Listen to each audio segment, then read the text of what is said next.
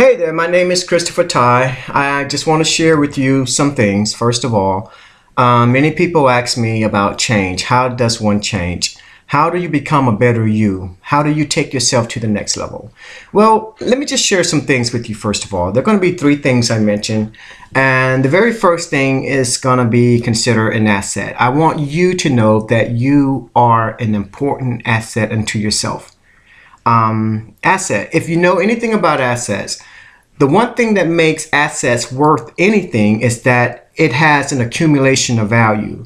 So you have to understand, first of all, who you hang around, who you deal with, who you talk to, and who you kind of flock with is what determines whether or not you're going to be an asset or liability. So I want you to keep that in mind. You are your greatest asset. So what you do unto yourself is going to definitely reflect in your actions. If you do dumb things like you like to curse people out, you like to get ghetto, you like to start fights, you like to go to parties, you like to go to house parties, drink it up, whatever the new thing is out there now, that's what you're going to be. And there is no cutoff time as to when or not you should stop it, because after a while you're going to develop a pattern of behavior, and guess what? You're going to really feel like that's who you are and that's what you're called to be. The number two thing is, who do you say you are? That's important because a lot of people would like to think that they are good people, which they may be good, but there is something within them that have a very high affinity to be with those that are bad.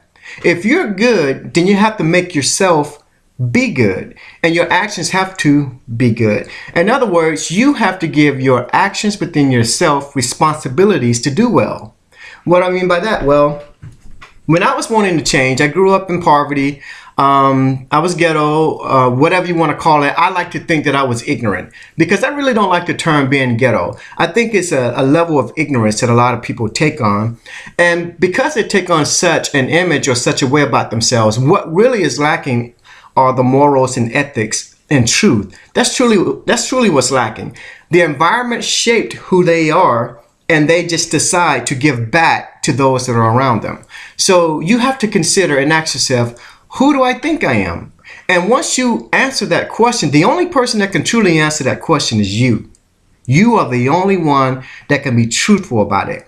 Whether you're a liar, whether you're deceitful, whether you're someone that likes to steal, that likes to curse people out, that like to do good, that like to pay homage, that like to do anything that is positive, you are the only one that can answer that question. And I think what happens next is you have to understand that the more good you do, the more good that you'll become.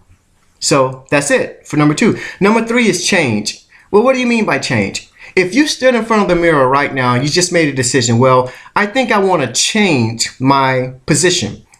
And as you're standing in front of the mirror, you just simply turn around and now your back is to the mirror. Well, that's what I mean by change. Most people that cannot go far in life or don't have a desire to go far, it's because they are unwilling to change. Everybody wants the nice home, the nice cars, make the money, but they don't want to change. They just don't want to change. They'll hang around people that are going to bring them down because negative weight is what prevents you from going upward. Think about that. Whether they're your family members, whether they're your friends, whether they're your coworkers, it doesn't matter. If they are a negative weight in your life, they are at some degree holding you from moving upward. It's like an eagle. Eagles never flock with pigeons. You know why? Because they have a vision that is totally above that of a pigeon.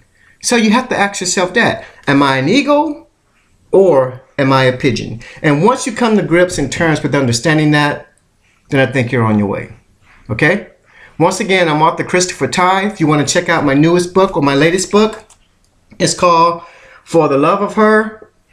It's a great read. You can check my website out at christopherty.com. Check it out, and I guarantee you, you will not be dissatisfied. Peace.